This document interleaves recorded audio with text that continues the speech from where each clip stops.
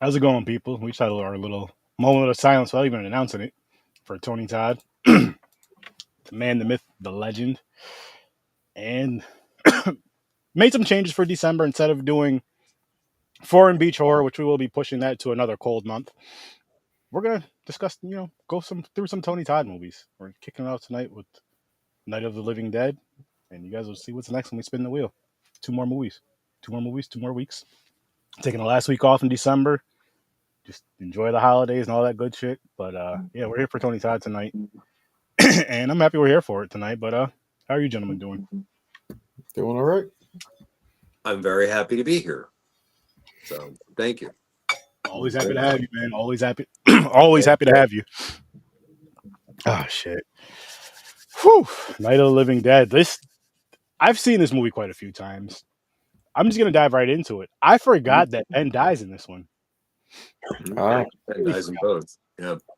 Yeah. But just like in the way that it happened, I'm just like, holy shit. I wasn't expecting that. And then what I will say, what I did like about the end, about that part though, is when fuck, what the hell is that? What is his name? I was talking shit about him through the whole movie. Oh, the coward.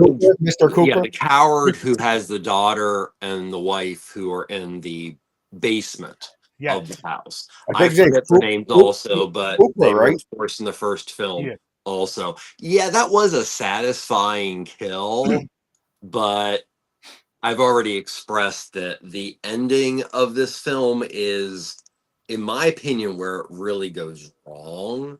I really enjoyed revisiting this because I saw it when it first came out, I believe via VHS, and I enjoyed it, but it wasn't anything special in my opinion.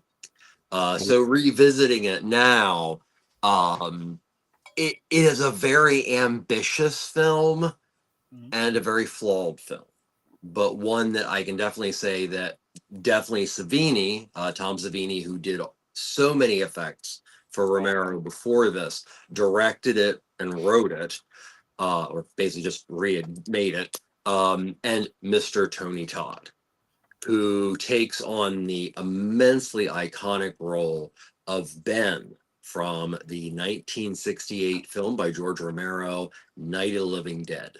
One of the most important performances of 1968, pardon me, because of social implications. And that Tony Todd, you could tell he had amazing reverence for Dwayne, the gentleman who played Ben originally, and he was just off the walls great. Tony Todd, he was a really good actor, especially when you gave him roles like this, like a lead role like this. He takes the show. He steals the show. Well, if it's a lead role, he's not stealing the show, but you know what I mean. Like he really, really, really just brings it with the character, with his acting, with the voice. He has a very powerful presence, in these movies. Very charismatic, and I'm going to paraphrase actually Hannah on this one. Another thing about Tony Todd is he has demon eyes, and that's not a bad thing. No, because Tony Todd, when they use Crow as a beautiful example, a lot of the intensity of Tony Todd comes from his eyes. Yeah, they're intense. You know, there's very few times you see Tony Todd that it doesn't look like I mean business. So even when he was turned into the zombie and his eyes are like white and light blue, and he looks over at Barbara, right? It's still the same. I mean, of course, it was a different look because how it's supposed to look different, but still like that same kind of thing in his eyes, what you're saying. And then, really quick, just jumping over to another film with Candyman in the where he's talking to Helen outside, where he's kind of putting her on that right there. It was the voice, but it was his eyes too. How she's like looking, yeah. What adds such humanity? Like Candyman's a beautiful example. Why we had discussed a couple things about some other like castings, but why Tony Todd works so well is the Candyman is yes, he has that stare. Yes, he has that look. But what makes him special, and honestly is a crime that he wasn't used even more, is he can make evil have a humanitarian, humanity-based side. And that is one of the main reasons why we love Candyman. Yeah, because I mean, his story, it's Mhm. fucking sad. It's Yeah. terrible. And then, I mean, all the other stuff. And I'll joke about it all the time. I'm just like, I don't understand why people don't just like when someone says to leave me the fuck alone, leave me alone. Like, you don't have to say my name 5 times. You could just let me relax. You know what I mean? And Mhm. that's shout out to Tony Todd, Candyman, and DMX if you know your music. But no, seriously though, it's just like I know we're not talking about Candyman, but just really quick, I'm like, you say that name 5 times in a row in the mirror, knowing what can happen. Why? Just why, people? It's called skeptics. They don't believe in it. So they try it. Screw that. I still haven't done it yet. I did. I did Bloody Mary. I did all that stuff. Bloody man, I'm not scared of a white woman jumping out of the mirror, but a fucking 6'5" black dude jumping out the mirror with a hook. That's scary. Yeah. You know, Oh, something else, you know, not to, so we're here to talk about Night of the Living Dead, but so, you know, some people get very lucky and they get connected to a character that is so iconic, it actually changes the game much more than many people think. Mhm. And that monster happened to be Candyman and happened to be played by Mr. Tony Todd.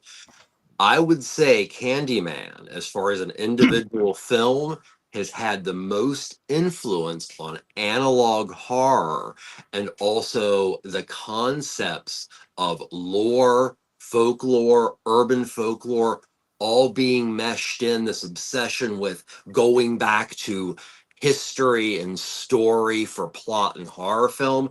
In my opinion, Bernard Rose's Candyman with Tony Todd is that point film for the United States.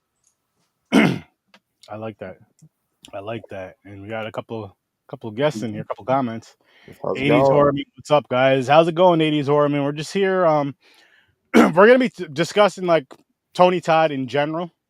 We bounce around with random stuff about Tony Todd, but we're also talking about Night of the Living Dead from the 1990. So you guys, everybody that's in the comments, just tell us some stuff that you love about Tony Todd or some of your favorite movies that you've seen Tony Todd in. Doesn't have to be Night of the Living Dead. It could be any Tony Todd movie, and just that's what this month is going to be about for On Horror Research 30. These 3 episodes this month is all Tony Todd movies. Which when we spin the wheel when we get to it, you'll see what the next one's going to be. But the episodes are going to be like this. Yes, we're going to be discussing the movie. We're just also going to be just discussing our fandom of Tony Todd and just whatever it comes out, comes out.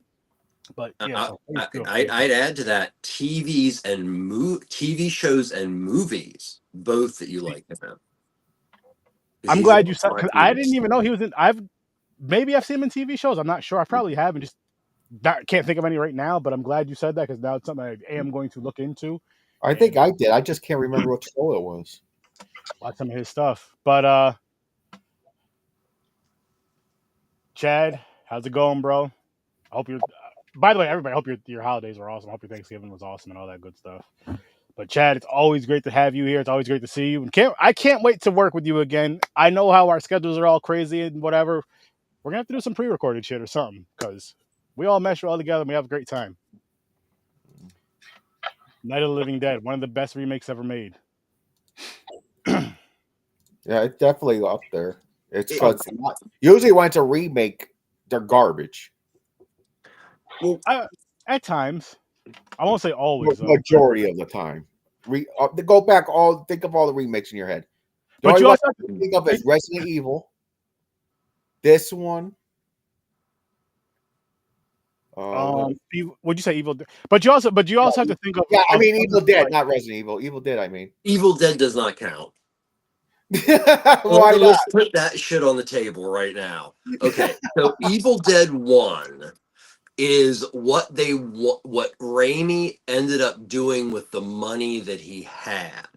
When Dino De Laurentiis, because he wanted to do Evil Dead, when Dino De Laurentiis bought into that and then produced, if I remember correctly, Evil Dead 2, he was given not as much money as he thought, and by that point the concept kind of changed.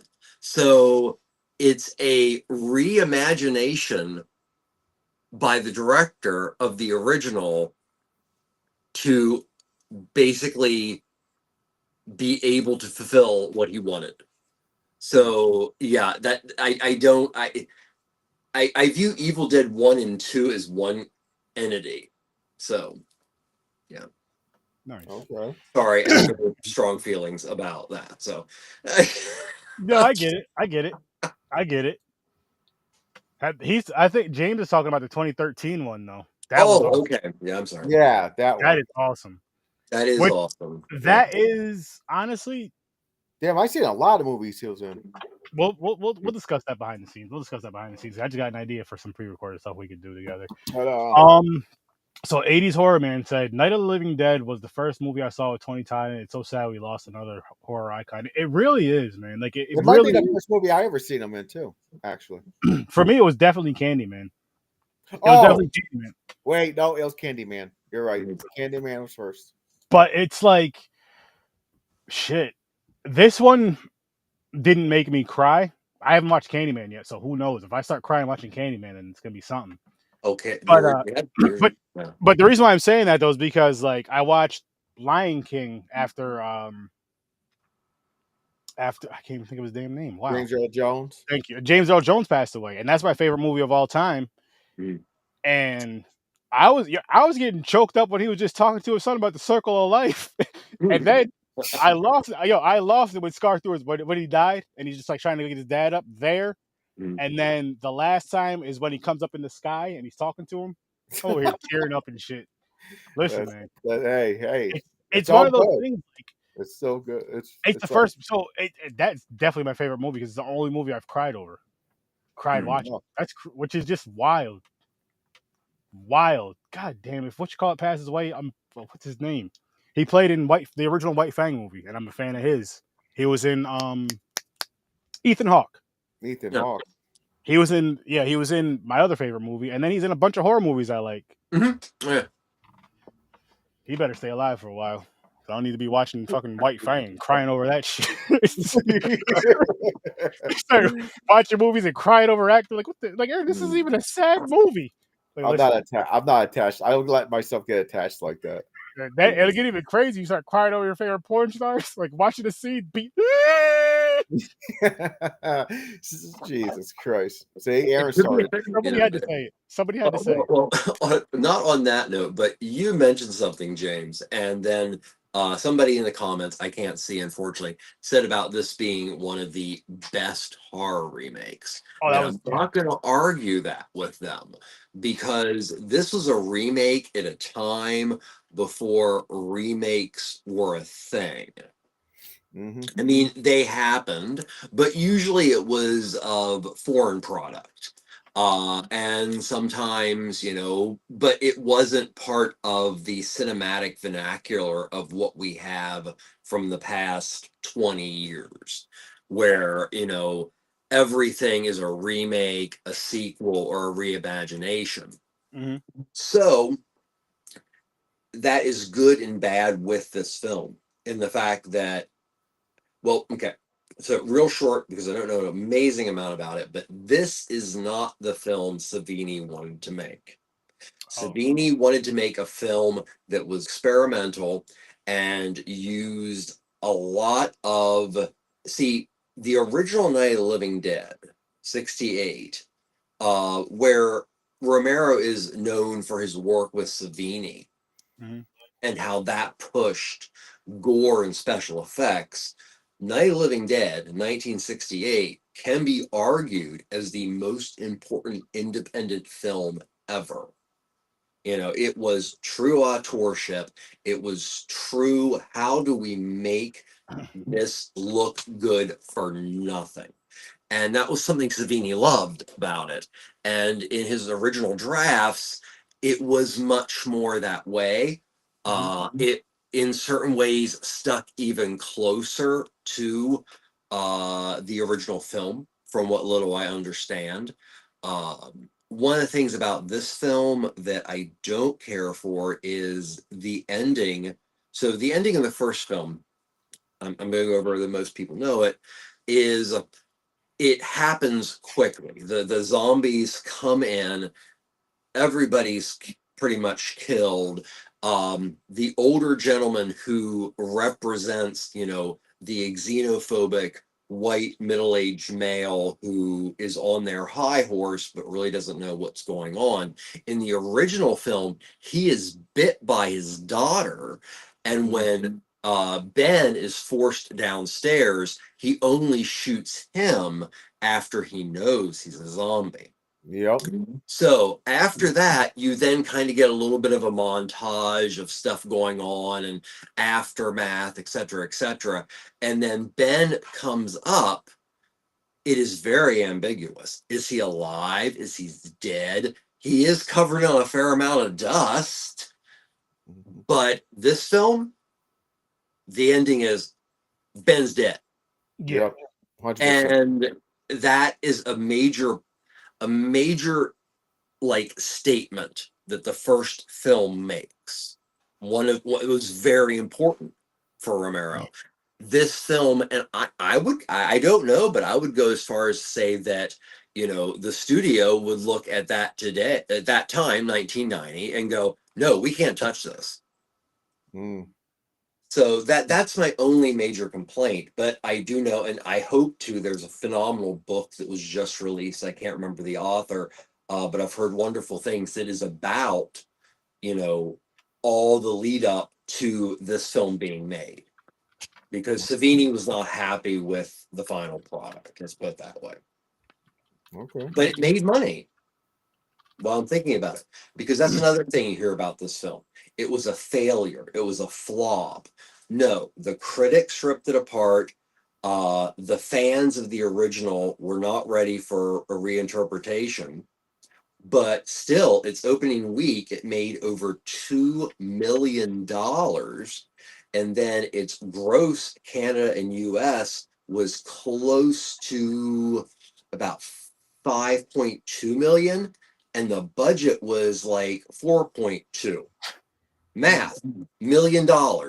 Yeah. So this was not a failure. And it sucks that it was viewed as a failure because it could have made a huge career for Tony and also made an even bigger career for Savini. I agree. Yeah. But yeah, both our careers could have blown up even more. How's it going, Troy? Good to see you. Good to see you. We're just all in here talking some Tony Todd stuff. So if anything you want to talk about, say your appreciation about Tony Todd, feel free, right in the chat. First movie you saw, last movie you saw of him, anything.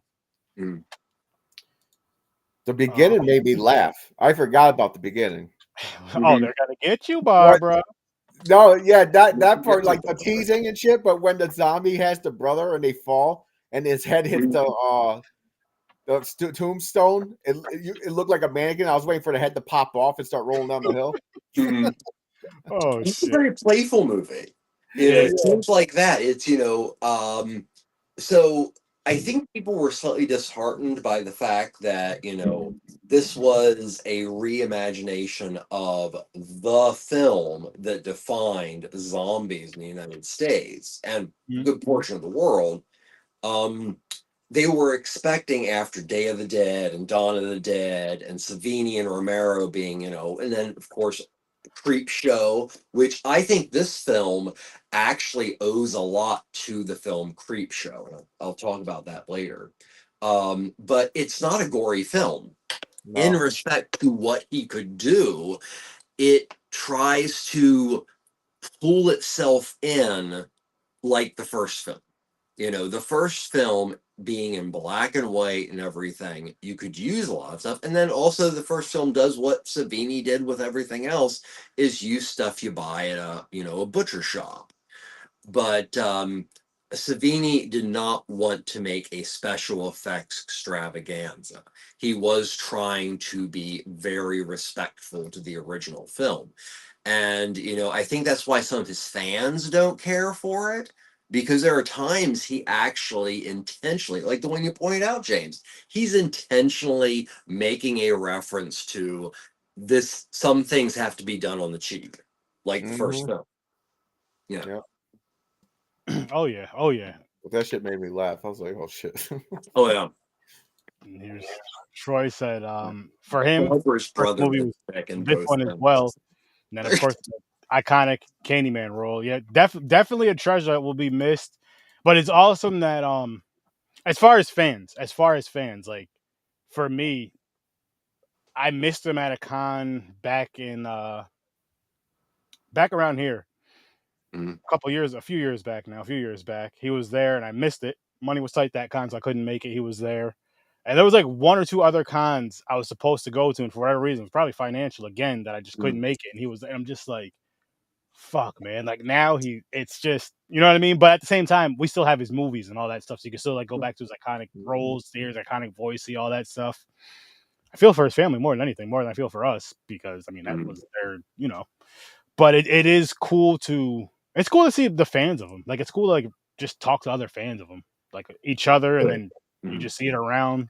The respect that you see that I was seeing just scrolling through the internet or mainly TikTok, a bunch of fans. Like it's a beautiful, like it's sad that it happened, but it's beautiful to see like how many people really enjoyed his film, how films, not just Candyman, just in general, and just kind of, you know what I mean, kind of just have those conversations like we're having now. Again, the circumstance sucks. Why? Because we'll talk about his movies either way, but it's just like, you know. But Well, he has a lasting place in cinema. hell yeah. And whether or not he had great roles or not, he did get one of the roles. Mm-hmm. And that will make sure that he lives on forever. Oh, definitely. Yeah. Definitely. Candyman is gonna live on forever. And I got a recommendation for you guys to watch. Cool. We reviewed this. I know you've seen this one, Trevor, because I mentioned this before. But for the people out there, you want to see a fun Tony Todd role? Check out Sushi Girl. Mm-hmm. Oh yeah, did we review this? Yeah, we did. That's why it's not on the wheel now. But this right, check out Sushi Girl, people. I'm telling you, you'll have a fun time with it. See, so true, Troy. So true. With these, lots of African American icons we lost this year: Carl Weathers, James Earl Jones, Tony Todd. We must protect Billy D. Williams at all costs. I'm with you, man. I'm with you. Intravenous Colt 45. That James Earl Jones, 16 cc's. that was an uppercut. That was a knockout punch for me. I didn't think it was. I didn't know. So yeah. So James Earl Jones, as far as like famous people, for me it was James Earl Jones, DMX, and Michael Jackson. Well, one thing I can say as far as that sturdy is I look at I was very active in radio and interviewing when I was in college during my grad work. And I look back now, and at the time I ended up, talking and interviewing to some really intense people that weren't popular, but within their music form, they were huge. Yep. And, it was interesting when I revisited some of these things many, many years later, and these people died. Yeah. And it is that feeling of, oh, I'm really happy I did that. And that's the thing, if you really, really dig an actor or a singer, musician, composer, artist, whatever, they really mean something in your life. And sometimes, you're like, well, I can't go to that con or whatever. If you really do think, that you would like learn something from, meeting them, do it. Because once you die, people might remember you, but your ability to tell your story, it's dead. Yeah. No, So you're absolutely right about that. embrace experiences if you can. If you can, yeah, like money's right. If your money's right to go do certain things, and it's like I want to do this, but if it's I can afford to do it, I want to do it, just do it. Because like you said, And it may not even be just with meeting actors. It could just be just a certain experience that you're always going to remember. Yeah. Go for I it. mean, I But haven't done it and I won't ever do it. But if you want to meet William Shatner, get on that fucking boat now. William No, Shatner. no offense to you, Bill, but you know, I know a coworker that goes to a con every year that he's at and gets a signature. I that's go, awesome. you already got a signature. How many signatures you need? It's a Yeah. different picture or something every time. This probably to lead up to how many she can get before he dies. Yeah, probably. Yeah. I mean, I've there's well, Felissa Rose. I have a few of hers, quite a Very few of cool. hers, but she just kind of attracts you to her table, and then she'll talk to you. But And she's then still youngish, though, isn't she's not too old, no, right? I'm just saying, just in general, as far as because you were saying like why he has so many of his autographs. I'm just saying like she's one I have quite a few of. Hmm. Oh man. Well, hers is mainly for Star Trek. So, like, if you had different movies, like if Rose was in, No, Felissa Rose. She was in Sleepaway Camp. yeah, was it? But she was in other movies too. Oh yeah. Oh, I got her. I got yeah. It's just like movies and then just some pictures. I think that aren't movies at all. She just looks good in those pictures and she signed them. My wife was okay with it, guys. Yeah, this. Now you're living dead. Let's jump into ratings real quick. So, Get this over here real quick. There we go. James, what you got for this one? I'm gonna give this one, like everybody said in the comments and all that, one of the best remakes. It's up in my list. I agree with Trevor in a way. Like I love the original way better. Same. I do love it. Because I like how the ending was in the original. All that. But I'm gonna give this one a 7. 7. How about you, Trevor? I'm gonna go with 6.5.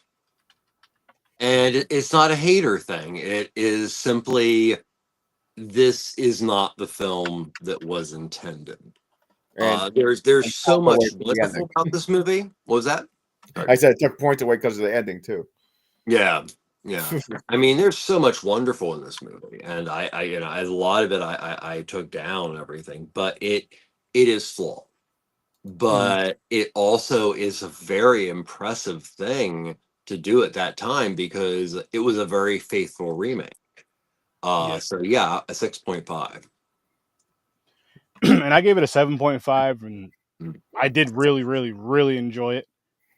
But I think I would give it a higher score, but I believe I gave the original an 8, and I do like the original a little better than this one. Yep, same.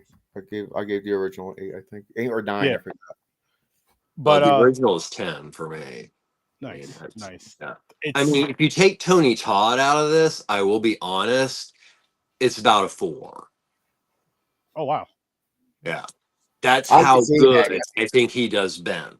Yeah, I agree. If Fair. it was somebody else, I agree. I probably wouldn't be as much. I think a lot of the other characters, they're changed in ways enough that they don't work like Romero's. A good example, the father of the girl who is downstairs and everything. He is in the original. He's middle-aged, white, xenophobic, definitely a misogynist, all these things. He represents those things, but he also represents somebody who is truly scared to death. Yep. This guy, he's just a dick. Yeah, he's just an asshole. Yeah. So, and that's one of the things that, is a downfall because, and also shows how good an actor Tony Todd is. Oh, he's because his take on whatever he was given was so reverent to Dwayne's in the original film. But yeah. So. I also liked how they showed Barbara going through the stages, her just breaking down until she didn't give a fuck no more. Well, that was an interesting thing because that also goes against that was okay. So this movie, I feel weird saying this as a remake, was ahead of its time, but also behind because at the time it was released, I feel a lot of the original concepts that the 68 was about were still relevant. And still relevant to the point that, you know, to get this made, Savini had to change things. If this film had come out circa 2014, it would have been viewed very differently. Like, you know, the main Barbara's character in the first film is in shock 99.9% of it. And she is also an archetype herself. And there's a balance there, but this is a character that, you know, is, you know, she's taking care of business and then she falls apart and then she's taking care of business and she's out there with, you know, the good old boys, you know, horrible this thing is. And it's good.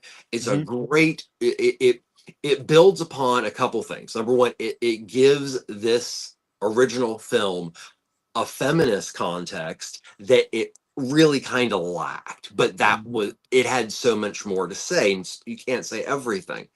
It also gives a bit of a different perspective, but I feel that that would have been more appreciated like 14 years afterwards versus, you know, at the time it kind of felt a little bit like, oh, well, let's do something cool with Final Girl.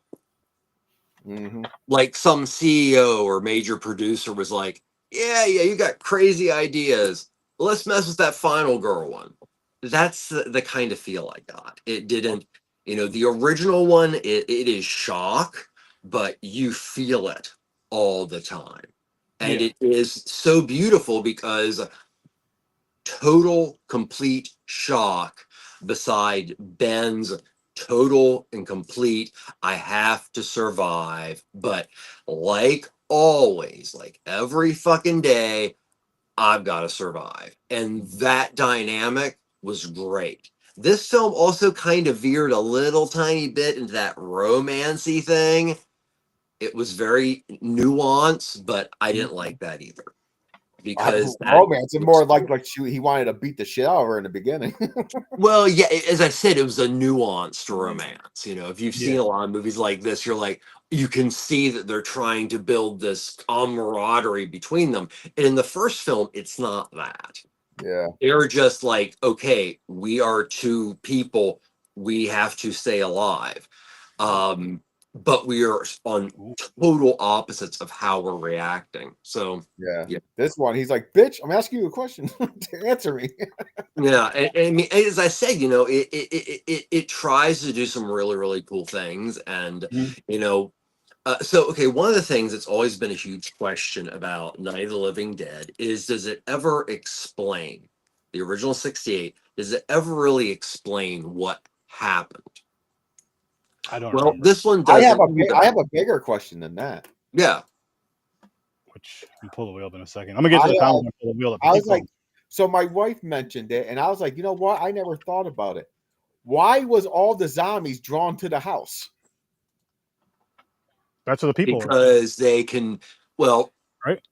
I mean, well, smell, sound potentially.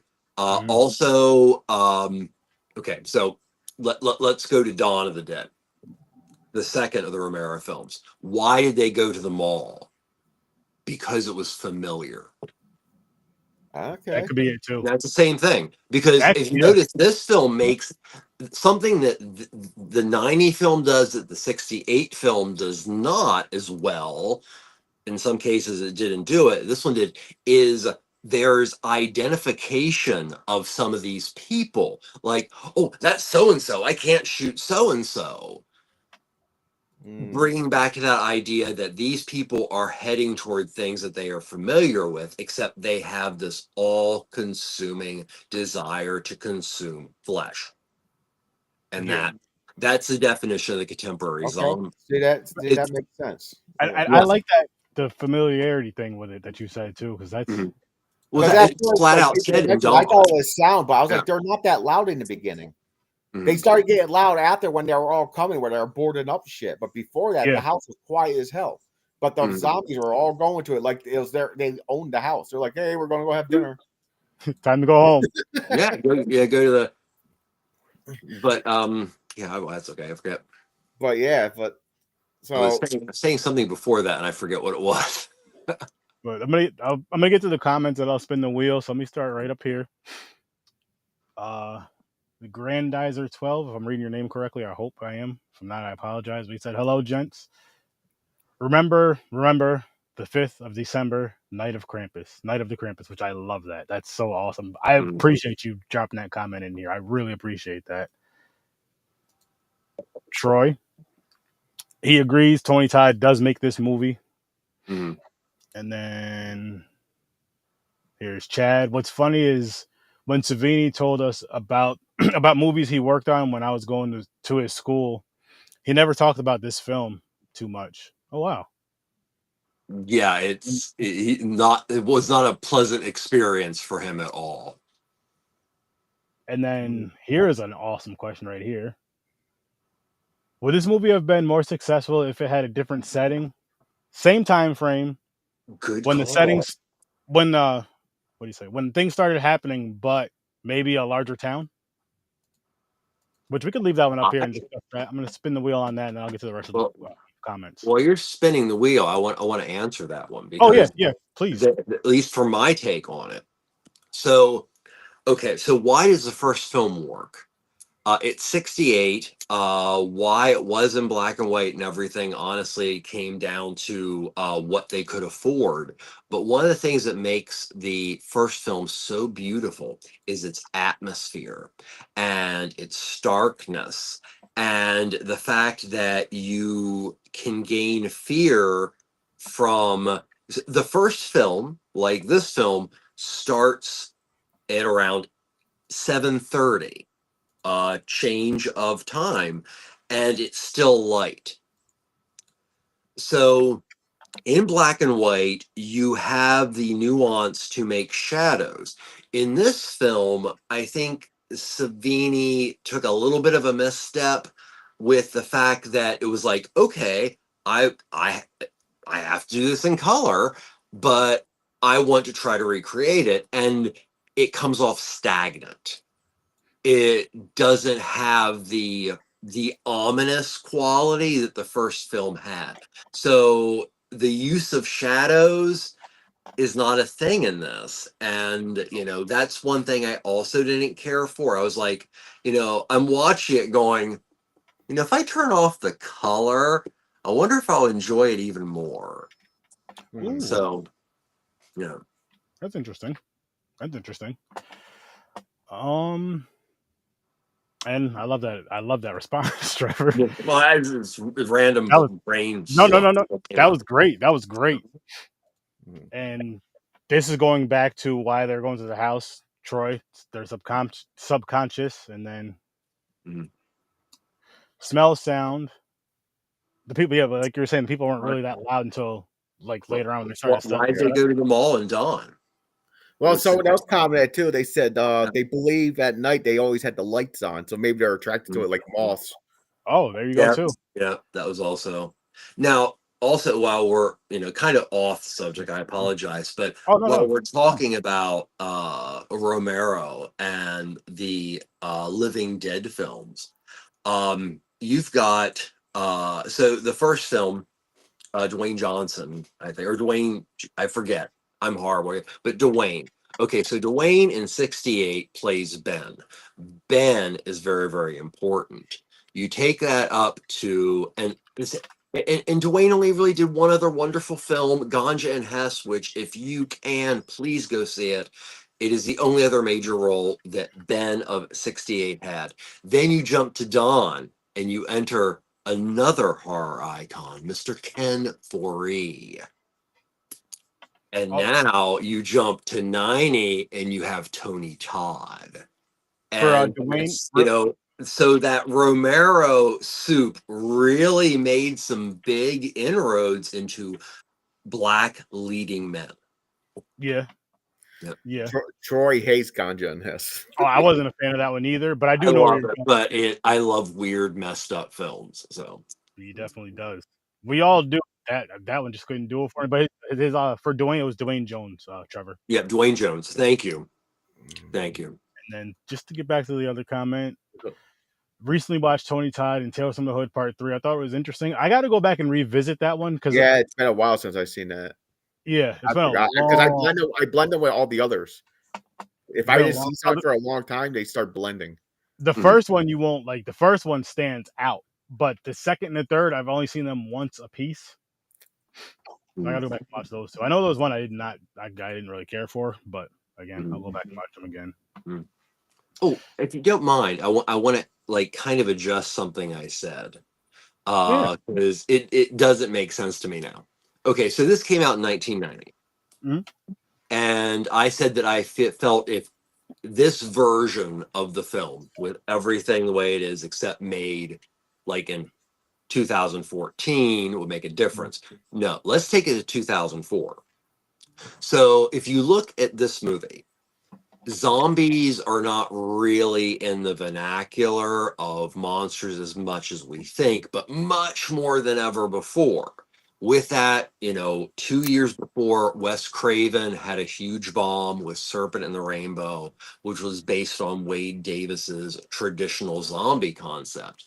This film comes out, zombies are still not a thing. The game changes in 2004 with the remake of Dawn of the Dead. That would have made this film potentially be a very big success. So that's the other thing with, this is a beautiful movie and a beautiful concept and a beautiful love letter that came out at the wrong time, in my opinion. Okay. That's fair. That's fair. Came out at the wrong time. Yeah. I could see that too, and especially with like the boom of Scream and all that. Do you think it kind of got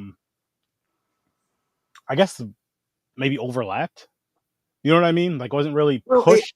there wasn't really anything out there like I know this. not 1990, but I know it was the 90s. But I also know like with that 90s. I mean, I was only 5 at 1990, but I also know like when the 90s thing, like horror took like a weird dip until Scream came. So I'm wondering if that had anything to do with it as well. Well, this is also at the time. It was so 1990 horror.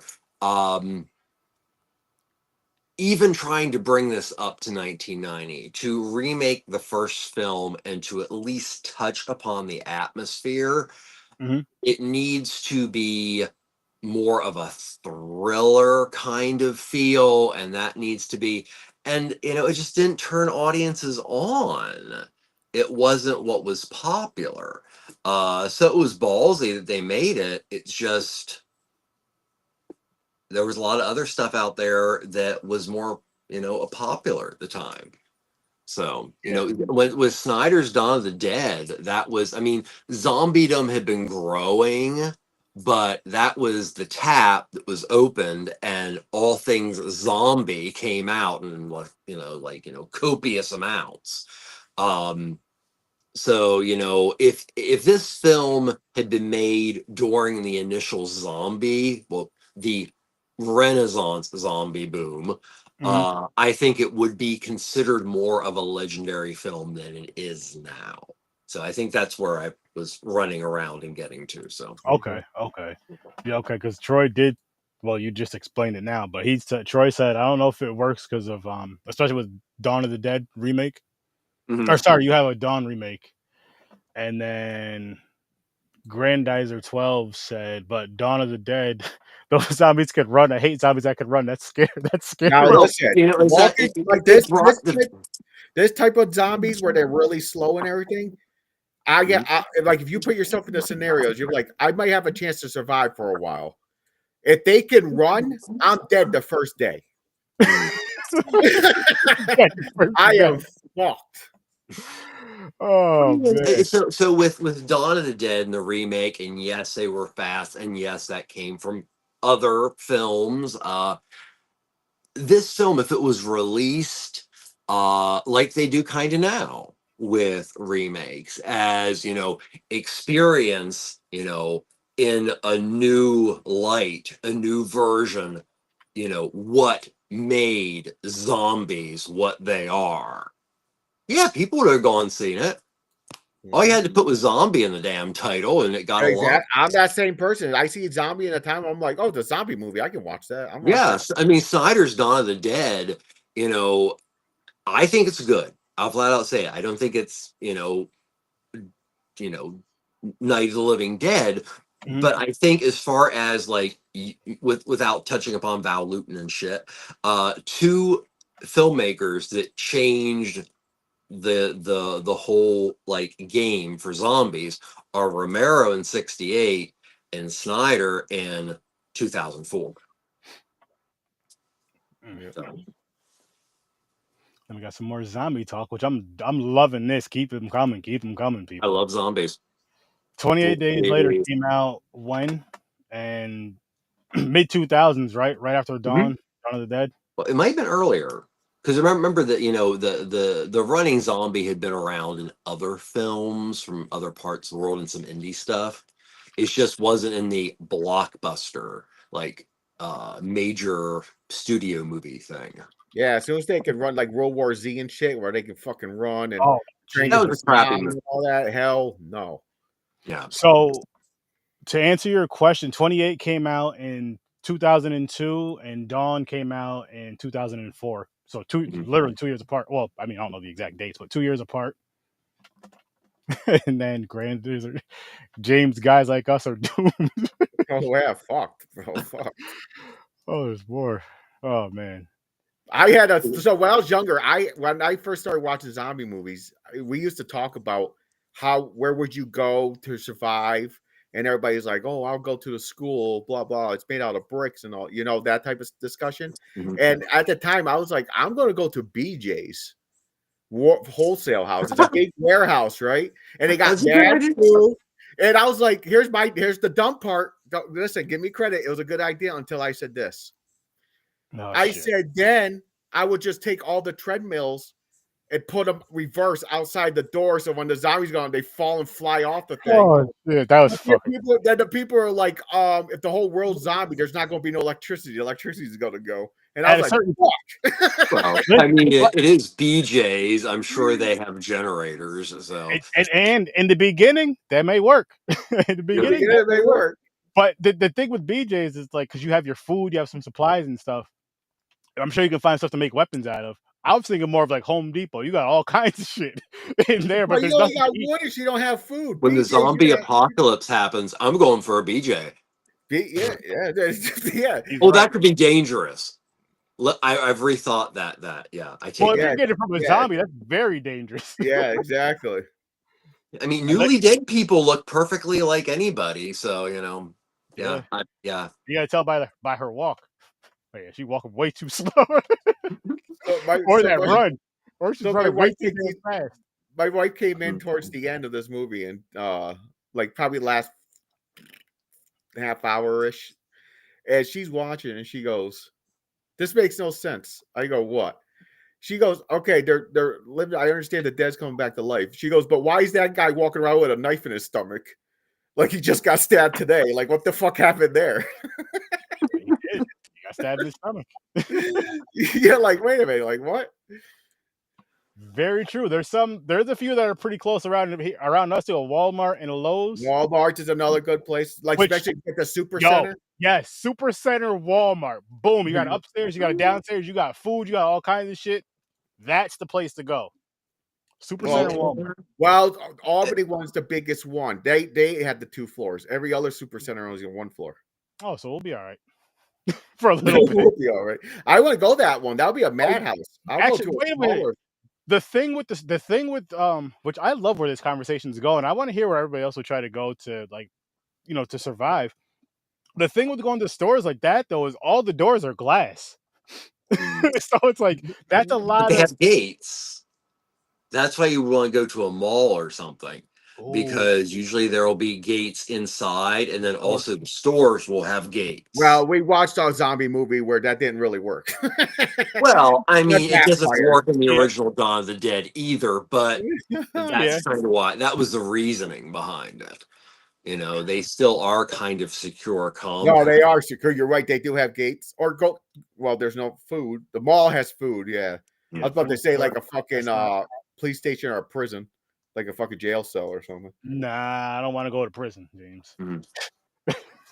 I'd rather deal with a zombie than bother. Listen, I don't think people are going to be diddying when there's a zombie apocalypse going down. You don't know what's going on in there because they don't. The last people that are telling that some crazy shit like that's going on is the prisoners. Oh, good point. But then again, nowadays No, they have. I actually, think they have news on all the time. I was gonna say not even that. They have cell phones and shit now and internet. So Yeah, and PlayStation 5s or something. I heard. I don't know. the opposite direction is 30. So you're gonna be going and investigating stuff. I'm going away from the sound. Oh, it's zombie apocalypse? No, because I know they're attracted to sound. If I hear sound over there, I'm like, no, they're going that way. I'm going the opposite way. I like this right here, bringing it back to the familiarity thing. The zombies are like, you see the treadmills, like, nope, I don't need to work out. I'm just gonna go somewhere else. I'm good. I'm good. I'm good. Fuck that. I'm Get the good. cardio day. I don't like cardio. That. Oh shit! But no, like a Costco and shit. Like a lot of people have Costco. We have BJ's wholesale up here. Those places are the best. Police station. Yeah, Costco. We're getting one up here supposedly. Yeah, once more than you said didn't just move. Police station assault on precinct 13. That doesn't work. Look, you know what? No, I'm not getting on a boat. Fuck that. I was gonna say getting on a boat might be the best bet, but I'm not. But where you got to go? You can't just float around forever. You can fish. There's food. You just gotta boil. Yeah, I'm not getting on a boat. You guys already know I don't like boats. I'm not messing with that. You run out of water, you're screwed. You can't unless you're on a lake. You can't drink ocean water. You can't just drink lake water either like that. You got to boil it down just in case there's pesticides and all that other stuff in there. Well, hey, listen, you'll survive somewhere. I'm just going to have to go somewhere and just try to survive. I just need food. No worries. Yeah, Super Center Walmart. Oh, here we go. Hook yourself up with a prepper. Gun store. After that, go ahead and get something that's extremely high, like in Colorado or something, and as secluded as possible. You know what I'm going to do? Yeah, I'm going to you just have to procure the prepper. Here's what I'm going to do. I'm going to say, listen, guys, more than likely, we're going to survive maybe a day or two. Let's just smoke so much weed, grab some weapons, and just go outside and have some fun with these damn zombies. Dude, whatever happens. Perfect place. You go to a gun store, unlimited ammo and fucking guns. Okay, that was one thing this film did really, really well. And the first film does very, very well. Is shows that, okay, so the major message in this film is who are the monsters? The dead or the people who actually are still living? That's the big question this remake asked. And it's a very long scene with her driving around with these people that, have, this is a sport. This is fun. I mean, it does also, I'm sure he probably put his foot down about this one. There is a scene that has a very direct reference to lynching. And, this is a film like the first film that is asking, okay, yes, these are dead relatives that are coming to eat our flesh. Well, it's honestly the only instinct they have. Mm-hmm. So can you really fault them? No. But driving around, shooting them, hanging them up, actually having like the equivalent of a dog fight. Yeah. That shit's gnarly, cruel, and inhumane. So, yeah. Oh, by the way, if everybody listened to the girl in the not in the beginning, when she started like snapping out of it and paying attention and being smart, where she said, "Look how slow they are. We could just walk by them." Mm-hmm. She was right. You could she just walked by them. Yeah. It's amazing how something that logical in a very, very intense situation can be ignored. Exactly. Now, in the first film, they can't run away from them. No, they can't. First film, it is all over Yeah. the place. Which- But this is brought up, and I think it's even brought up in the first film. Hey, they're pretty slow. I mean, if we time it right, this film just actually shows it. And that actually was something I did like about that, because it showed how such amazingly basic communication in such a time,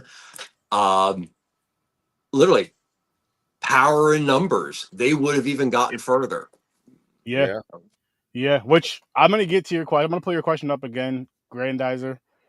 Actually, I'm gonna pull it up now because I forgot what I was gonna say. Excuse for me saying all that.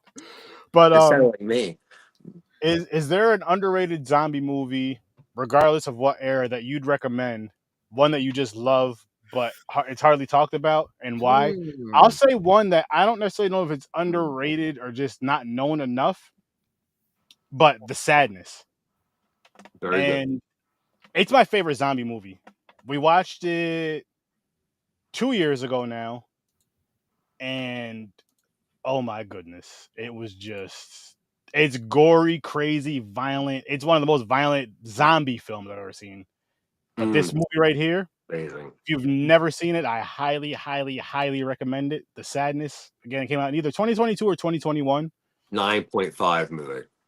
I gave this thing a 10. I gotta watch this movie. I love this movie. Like this is one of those movies that, like, if you're into zombie films and if you're into like really gory films, check this one out. Oh, I got one that I thought it was. I thought it was pretty good for a zombie movie. It's called Dead Snow.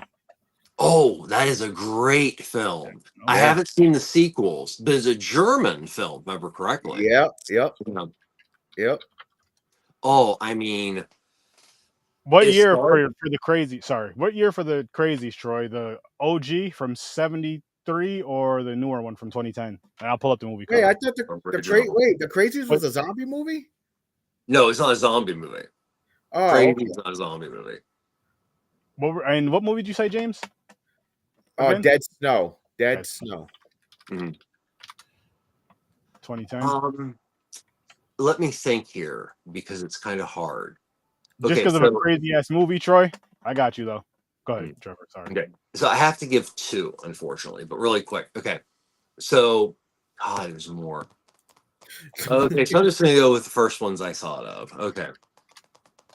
Okay, so there's a film from the 70s called The Living Dead of Manchester Morgue, sometimes called Let Sleeping Corpses Lie. It is a film by Spanish director Jorge Grau, and it is a beautiful, beautiful film about zombies. And the connection with the zombies is that there's a ultrasonic creation that is helping farmers with pests and insects. The problem is the ultrasonic wave hits a sweet spot that turns someone into a zombie. Oh, damn. So that Living Dead of Manchester Morgue, that is a truly phenomenal film. Okay. The next one is, he did a couple, but I'll write it down. Also, same time period, French, La Grappe c'est Morte, or The Raisins of Death, by Jean Rollin, is just a beautiful, dark, very simplistic zombie film set, in rural Spain. So what's this one called again, Trevor? That movie is called The Raisins of Death, or Les Racines de Mort. Usually Raisins of Death, if you put it in IMDb, it'll give you all the various names. But those two movies, I could give you a list a mile long, but those are two very good zombie movies that people must see. Okay. Nice. I'm about to pull these up really, really quick. Let me just find this last thing. Boop. And then I will start with this right here. And boom. Because Troy recommended The Crazies. Which I'm going to start doing this. I'm going to start at the end, or not the end. Yeah, close to the end of the episode. I may just ask, people to just give us a movie to check out, or to everybody to check. Troy This asked, re- "How is Crazy's not a zombie movie?" He wanted to know because Trevor, you said it's not a zombie movie. Okay. So first of all, I want to say that this is one of those examples of original good and remake just as good. Okay, so Romero made the original Crazies, and this is the remake that you have picked. So the Crazies is actually more of a government conspiracy film than anything else. So if you look at it in the aspect of the contemporary zombie, of the like, virus type, like there's a virus and there's zombies. This isn't killing people. So default, a zombie has to die before it can be something else. In the Crazies, they're not dying. And there are some rejuvenations but it's just it's a disease. So that's why it's not a zombie film, but also Romero wrote the book on that crap too. So he didn't just write the crap on the zombie, he wrote the crap on the virus plague film too. Okay. Nice. And I hope I he just say that agrees. because like the Sorry, he sadness. doesn't. People said the sadness, like if you can, is it zombie or was it like a virus? Oh, it's I a just zombie film. Honestly, this is the thing. So pretty much nowadays, in my opinion, what justifies a zombie? Reanimation. And Okay. you can paint that however you want. Now, of course, there are very specific creatures, vampires, blah, blah, blah, blah, blah. But a reanimated corpse is a zombie. And that I think is the closest thing to a definition you're going to get. Because, there are movies and there are concepts that are getting away from the Romero game book, like flesh eating and not running and all that kind of stuff. nice. I think World War Z was a virus too, right? Didn't they need like patient zero? Yep. What? And do you know the book was written by the son of the comedian Mel Brooks? Really? Yep, the Zombie Survival Guide was also written by his son. That's Wow. awesome. Yeah. I'll get these other movies up and just put Yeah, them that's what I'm saying. So they came out with like different variations of what you call a zombie. So Yeah. I mean, that's why I brought up Serpent and the Rainbow. So Craven, 2 years before this remake of Night of the Living Dead, did a film about the controversial work of anthropologist Wade Davis, who claimed that zombies actually existed in Haiti. So his film is very much, it's like the Fulci of the zombie movies because it's so set in like traditional Caribbean zombie, and also has a very massive political meaning. But that was also a failure because there wasn't a lot of zombies they just weren't hip yet. And then once the zombie, and also you can look at Snyder's film, but also Mr. Brooks's The Zombie Survival Guide. Zombie became a catchword, and it wasn't just movies. Zombies were popping up everywhere, which is basically what they do. So it was Yeah, you're right. It is funny though when film does that, when there's like a really popular concept and like across genres. You're like, okay, you know Yeah. what? We could do that too. We could do that too. But you're not that kind of movie. This is a porno. That's fine. We can still do it. But seriously, like, Hybrid pornos are the best. Wait, that didn't sound good either. I mean, hey. I'm not arguing with that. They definitely get a lot of definitely get a standing ovation. So I mean, you can't beat that. Can't well you beat never mind. That's for a different You time. can always beat a standing ovation. That's true. So. Oh, this is a fun one. I'm grabbing these movies up right now. Real quick. And James, you said Dead Snow. Dead Snow. Yep. I want to rewatch that now. Yeah. We reviewed that, didn't we, James? I believe so. Yes, we did. Yeah, it was the military one. Yeah, the German. Okay. Yeah, On. it was. I liked it. Oh my gosh. Wasn't the original zombie tied with voodoo and witch doctors, like Yes. 1940 zombie type? Yes. I Yeah, just like the recently Val Luton, I Walked with a Zombie. Bela Lugosi was in several things, but yeah, it all comes from, Caribbean Haitian lore. And it wasn't till Night of the Living Dead in '68 that all the concepts of what makes a contemporary zombie were created. Like, this is a guy who was cool enough to wake up one day and go, I'm going to create myself a monster. And he did it. Mhm. I mean, Romero did it. I like that. Just again showing you guys the covers of the movies that were discussed and brought up. Okay. This is a really good conversation tonight. I don't think I ever seen that. I know I didn't see Let Sleeping Corpses Lie. Living Dead at the Manchester Morgue also. I believe it is streaming. It's very, very good. I have to check that out. Sugar Hill, early 1970s, considered a zombie movie or more of a game. With Pam Grier? I've never seen that one. Amazing film. Is it a zombie movie or do they have to be?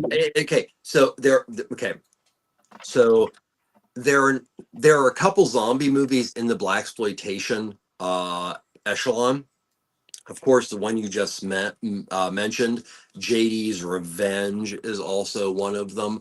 But Sugar Hill is it's one of my favorite of this genre and also that subgenre. So, it tickles two of my subgenres, which is a good thing. Okay, I gotta check that one out. I never seen Sugar Hill. Sugar Hill is awesome. Also, there's one that's not really a zombie film per se, but has a lot of connections to voodoo and other mysticism, which is called Lord Shango with an S. And it's actually one of the best, like, religious message films I'd ever seen. And it is it never got out of, midtown, downtown cinemas. So Okay. That's interesting. Oh, this was a fun one. Yes, I did. Sorry if I was too bad. So. No, nope, wrong one. This was great. We got to watch that one. Sugar Hill truly scared me. Underrated. They rebooted it in 2005. I think the early 70s had all the 70s feel to it. Yeah, I gotta see that. Yeah, I gotta check it out now too. I gotta see that. Yeah, you could talk about zombies for fucking ever. Well, zombie, in my opinion, is the perfect monster. And it's a perfect monster because it is nothing but a body that functions without being alive. Wow, literally a blank slate to use for any message you want to make about virtually anything. So, the first film in '68 is making a lot of comments based on class, racism, xenophobia, fear, where Dawn is making a lot of comment on capitalism and how out of control it is in the United States. Zombies are the perfect monster to show oppression. So yeah, zombies are awesome. Nice. I never even thought about it like that. No, me either. This guy Trevor, man, he's a genius. No, but no, you are. Thank you. This guy, like, what it is, and why I love these conversations is because, like, each of us, including everybody in the comments, we all have like our own perspectives on. Exactly. We watch the same exact movie. We have all of our own perspectives and like what we got from these stories. And it's not wrong. It's how what we got from it, what we pull from it. And then I love how we just pull each other's things together if we agree or disagree. And then it's just like, oh, And shit, I like how other good. people have more knowledge of stuff that I Oh, don't have. And Well, this is how movie lovers and lovers of whatever, whether it's literature, books, movies, music, this is how we speak together. This is how we bond. yeah, You know? yeah. It's just one of them. It's one of them dope things that kind of brings back to my childhood. I mean, the conversations wouldn't be as in depth, of course, but as far as just sitting down talking about movies and stuff, horror movies to be exact, and watching these movies, I'm just like, now we're doing it as adults. We're just not sitting in the living room together, unfortunately. But And substituting that or taking that away because you're adults is one of the worst decisions anybody would ever make. I love that you brought that up. That's one thing I fucking hate about adults is it's like, you remember all the fun shit you used to love doing as a kid, and you see other adults doing it, and you're just like, man, I wish I can do that. Well, fucking do it. Yeah, Do exactly. it. Enjoy it. Like there should be there's no age limit on having fun. There's no age limit on enjoying sitting down, watching a movie, enjoying that and sitting down like what we're doing right here and talking amongst friends. There's no age limit if you want to fucking play your PlayStation 5 or whatever. Enjoy it. It's a part of life. Enjoy life. Do what makes you happy as long as it's not harming anybody or yourself. Mm-hmm. Do it. It's If great it's for your mental. legal and it's consensual, great. Boom. yep. And it's great for your mental health. It's great for your mental health. If there's something and respectful, but Yes. otherwise there's three things. Yeah. Muzzle tough. Live your life how you want to. Exactly. Like if my advice right here, really quick, is try to do something that you could do for free. And the reason why I say free is because there's always times you want to do something you don't have enough money. And so even if it's playing your game, even if it's doing something, so if it's something you already own, but something you would love doing, try to do that at least once a week if possible, if not once every other week. And if you're not doing that now, just try to make it into your schedule. Try to make that into your schedule. I promise you, give it some time. And no matter how happy, because I'm not just saying this for people that are like down in the dumps. This is for everybody, happy, sad, whatever. I promise you, it's going to make you even happier. It's going to just kind of, even if it's just that mental escape, just for that moment, just for that hour, 2 hours, 3 hours, whatever it is, that moment is fucking important. Do it. And again, this is if you're doing good or bad in life mentally. Do it because it just still adds on. It's great. If you love something and it makes, it doesn't hurt anybody, like a hobby or whatever, make time for it. It's not childish. It's not that as you said, Sturdy, it is something that is going to help your mental health more than you know. Exactly. Yeah. I mean, so don't and also it goes back to the whole thing that it's really all about. Don't lose the joy. I think a lot of people do that, and it's very sad. They do, and don't let people shame you in losing the joy. Like social media is the worst when it comes to that. Oh, you're a grown man, you're still playing video games? Yes, the fuck I am. And guess what? You wish you were too. Yep. Do I watch everyone? Yep. Yes, I do. Yeah, you know what I mean? And just to again get to the comments really quick, going back with agree with Trevor about the zombies. Hang on, agree, and I think Trevor's pointed out the zombies. Zombies are the monsters, but are they? It's how humans respond who may be the monsters, if that makes sense. Yeah, they're a mirror of ourselves. Yeah. True. And then and Brandizer, I seen a comment you mentioned about TV shows.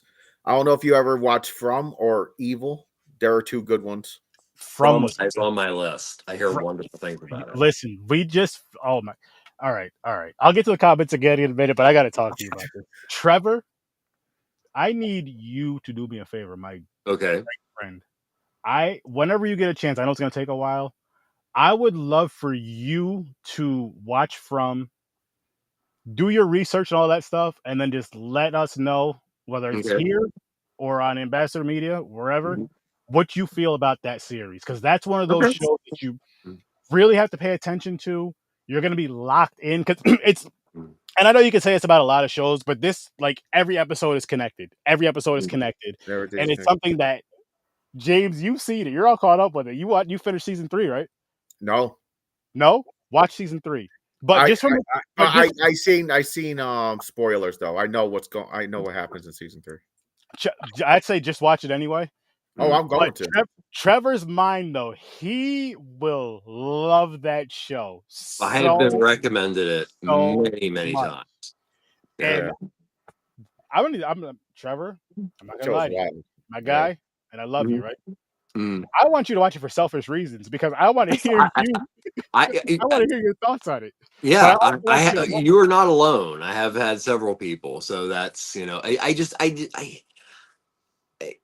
television is not that I don't want to. It's just I find it easier just to watch movies. So I do have a couple shows that are like on my list.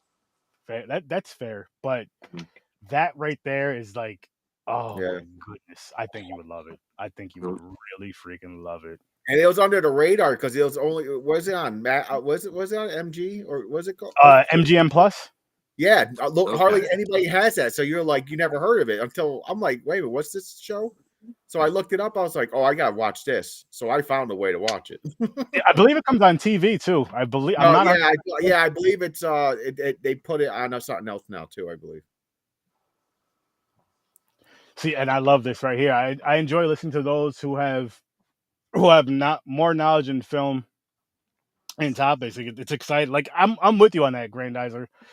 To where it's so fun to just not only that, but to just when it's your interest, like when it's something that you're interested in, when it's something that you love talking about and discussing, and then you have others in that conversation that can gain knowledge from and give knowledge to.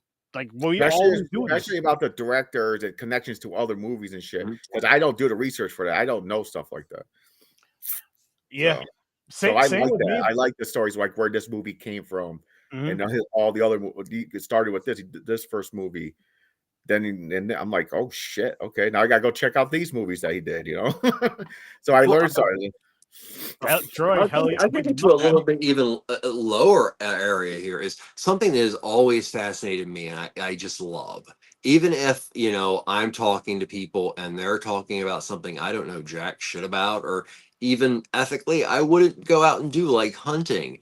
If there is passion in those people that and I don't care what the topic, if there is passion, like they love it, and when they get together they talk it, that's super cool.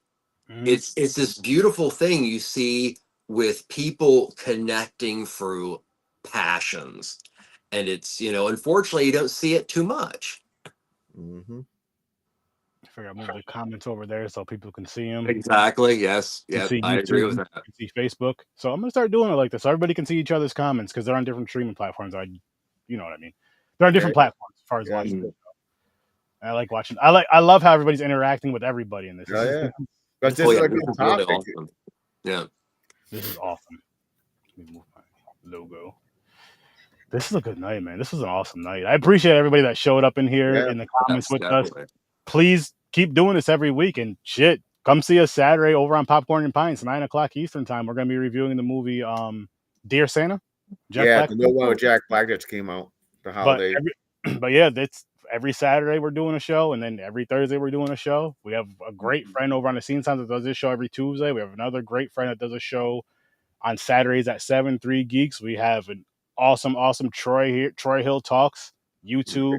Video Store Clerk does Tuesday. Don't they do Tuesdays? Video Store Clerk has some dope stuff out here. Like a lot of dope content. A lot of dope content here, people. That's just...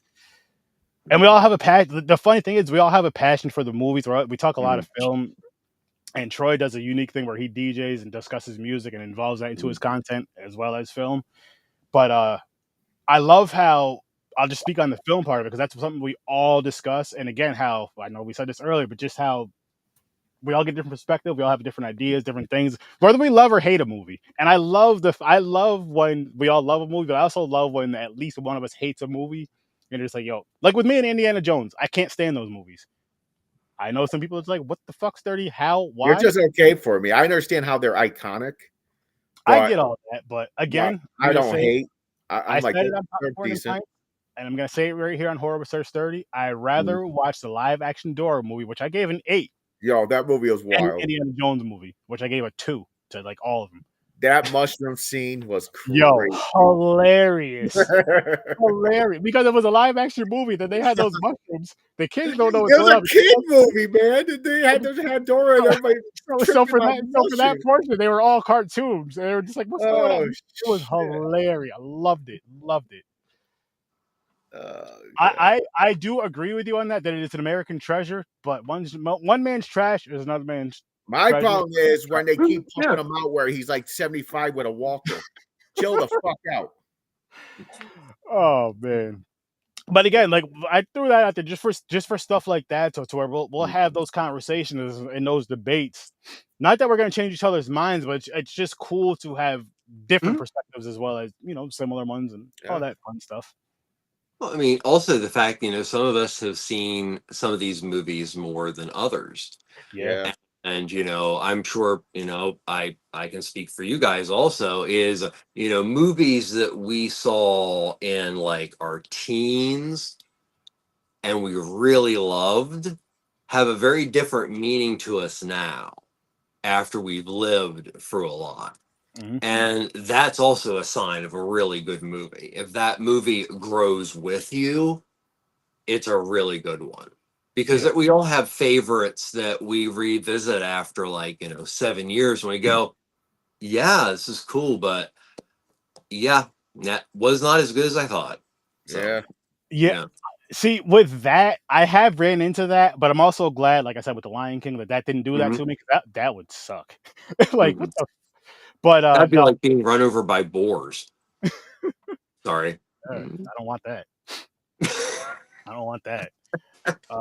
Grandizer 12. I was watching football, the Packers and Lions, but wanted to see if anyone was streaming about Krampus. Your video popped up on YouTube, said Tony Todd, RIP. It's a great Tony Todd, worth a tune. Greatly appreciate it. Yeah, thank you. Even if it was by accident. All good. Thank you. Yes. I hope you hit that sub button. I hope you hit that bell. But I will say, E.T., man. Overrated. This movie here, overrated. I love E.T. This movie here, or not this movie, sorry, this month here though, like I said, I don't know if you caught it earlier, we were going to be doing foreign beach horror. Just to be different, but because of Tony Todd's passing, so for the next 2 weeks, because we're taking the last week off, we're going to be doing Tony Todd movies, which I'm going to keep talking for a little bit, but I'm just going to let you guys know the movies for the next 2 weeks, which I mean, for the viewers, I don't know where you can find them. I can get that information Google, but I believe Prime and all that stuff. But Shadow Puppets is one. I think this one is on Tubi. We're gonna be doing this. Me either. This one we're gonna be doing next Thursday, and then in 2 weeks, a week from Thursday, we'll be doing this movie right here. Stream. I never seen this either. This is newer. Yeah, this one just came out this year. This one I know is on Amazon Prime. I believe the other film is on Tubi. But we'll be doing those 2 movies. And okay. Time Bandits and E.T. for Troy. He said those 2 movies ruined his childhood. That's what he's saying. They ruined his childhood. Okay, so think about this. I still like E.T. a lot. But think if you're a child in a short, naked, wrinkled something that may be human, looks like scurries up to you and then takes his finger and goes, yeah, try to put it in your butthole. I know. Whoa, James, that didn't happen. I mean, okay, so at the time, I mean, I'm part of that generation when E.T. was when E.T. had guns in it. That's my generation. They made this E.T. finger that you stuck on your finger, and it was so phallic. It was amazing.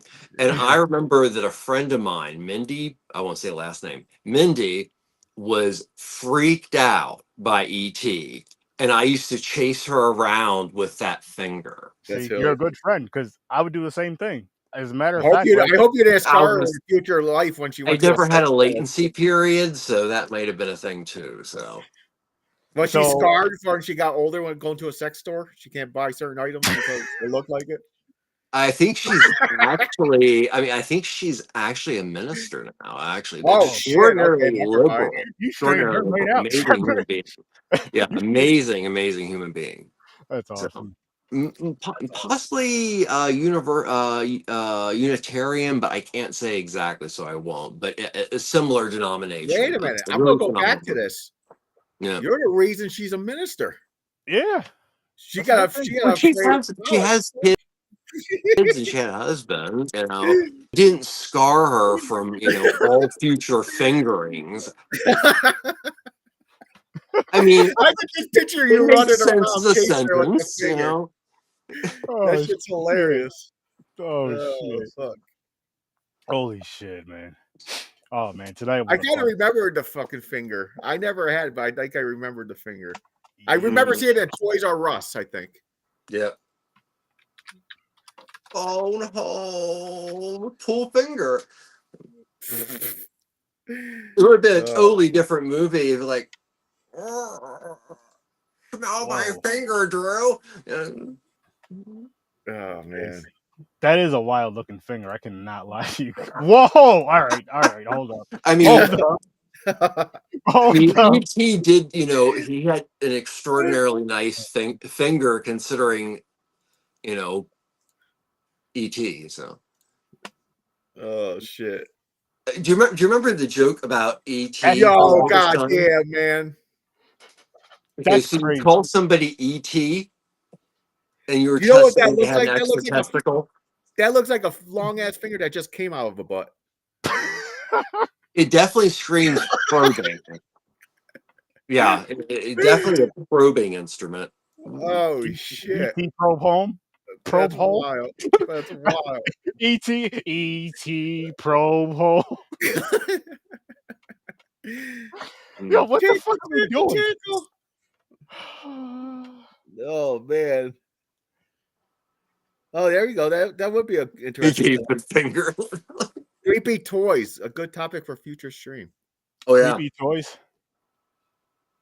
There is some creepy fucking toys out there. Could be. And then just to go, well, Troy did answer the question of to the comment. I would have loved to have seen what happened at the island of the remake, of the Dawn remake. Mm-hmm. And then just to pull up the question that was asked,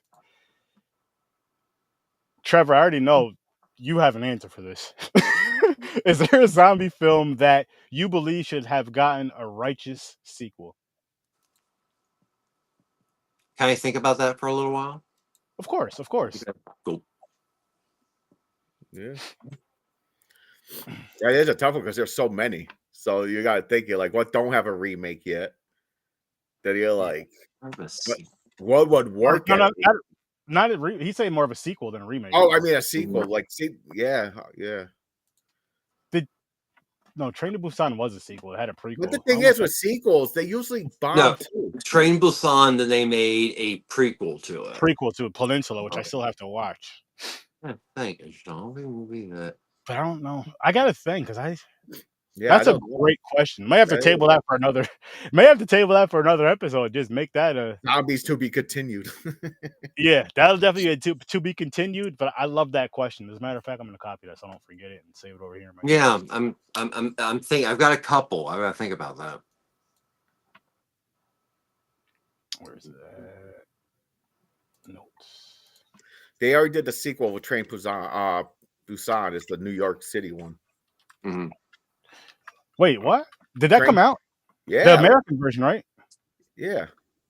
Oh, that's not a sequel, was it? No, that's a remake. Yeah. Or what's it called? Whitewash? Americanized?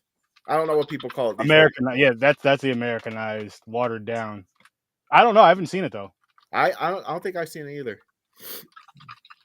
I have an answer. Oh, okay, here we go. It's not completely a zombie film, but it is. And that would be, I would love to have seen a sequel. Well, okay. I thought about it, but I would have loved to have seen a sequel to. Okay, so the first thing in my head is I would love to have seen a sequel to Peter Jackson's Brain Dead. Oh, I think that would have been that kind. it was good for him because he got to make beautiful. I think it was but he got to make some movies. I think The Gift was the first one. No, that was Sam Raimi, but he got to make some movies because he made that. But that is one of the craziest zombie films ever made. So yeah, that would I would say. That is a good one.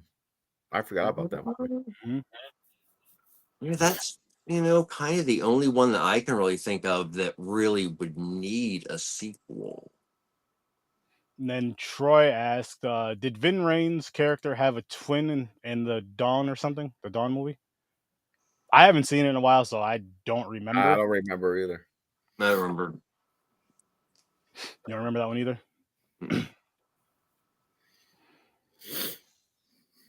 Oh yeah, I'm definitely gonna think on and try to come back to you with that. But I may open it up more if you're cool with it, Dizer, to just like horror films in general that had like a one film but the sequel, yes.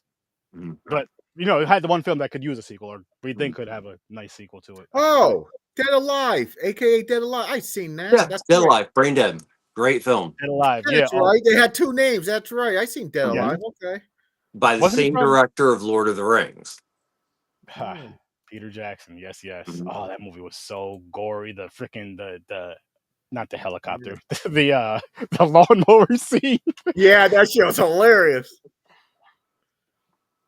Oh, that shit made me laugh because it was just fucking out. Like, god damn. Yeah, that movie was crazy as hell. Crazy as hell. I'm gonna have to watch that. I gotta watch that movie again. I gotta watch some more zombie movies again. Yeah, me too. This is starting to put me into like a zombie kick. I'm gonna fucking come down. Yeah, same here. So we're gonna put the brain trust together. I gotta look at my schedule for 2025, but we gotta do a month of zombies. Awesome. Shit. Bad Taste is Moo shit too. What? I think it's mine. Moo shit too. Oh, my shit too. Okay. Oh, Bad Taste is amazing. Also, Meet the Feebles, if you can find that it, movie is a must. Yo, Meet the Feebles is wild. We reviewed that. Meet the Feebles. Oh my goodness! I always loved the rat who sold heroin named Trevor. Oh my god, that movie was insane. That we reviewed the puppet one with Melissa McCartney with it. Oh yeah, that was just not as good. No, it's not as there good. There is a film called Let the Puppets Come, which is a porno. porno. Yeah, but Peter Jackson's is still the best. That actually is kind of considered a trilogy: Bad Taste, Meet the Feebles, and Brain Dead. Wait a minute, and they're all about excess. Did we interview the guy for Meet the Feebles? Is going to be a part 2 or something, or was that a different movie? That was there will never be a part 2 of Meet the Feebles. Oh, that was a different movie then. It was something else. It was one of those weird movies we watched though, but he did come on for an interview. He was making like an independent version of it, right? Yeah. Shit's crazy. Yeah. But Meet the Feebles, man, I watched that. I was like, what am I watching? Then I just fucking started losing it on certain scenes because I did not expect it. I was like, how did this make it on fucking... Oh, so it was the Happy Time Murders and Meet the Feebles, and it was episode 69. There you go. That's right. That's why it was another. We made it for 69. That's right. I'll say this. That's funny. I will say this. That shit. That episode's funny. That I have never laughed so hard. The Happy Time Murders. If you go to our Popcorn and Pints page and they just type in the Happy Time Murders, and you watch us do the trailery thingy, I think it's on there. I was laughing so hard I was beating my chest. Aaron was losing. That trailer was just had me in tears and everything. And then when I went back and watched the movie, I was laughing even harder just because of what built up to that scene. I know we're talking about something completely different. Yeah. But I do want to say this. I appreciate and I want to thank each and every single one of you for tuning in, chatting with us, having a good time, spending your time with us. And we will be here again next Thursday at 8 o'clock Eastern time. I'll show you the movie again. And it's on Tubi, I believe, which, hey, if you guys can watch it, I'd love for you guys to be in the comments talking about it, discussing it with us. Definitely. But this movie right here, Shadow Puppets. And again, thank you all. Thank you for the new subscript. Thank you for subscribing, by the way, again. Grandizer 12, thank you for being in the comments and all that, and just come up with some great questions and great conversation.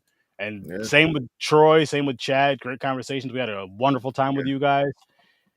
And I want to say this, make sure you guys go check out Ambassador Media. Thank you. Make sure you guys go check out Popcorn and Pints, Horror Research 30, Video Store Clerks, Troy Hill Talks. And we're going to get on out of here. I'll see you in your nightmares.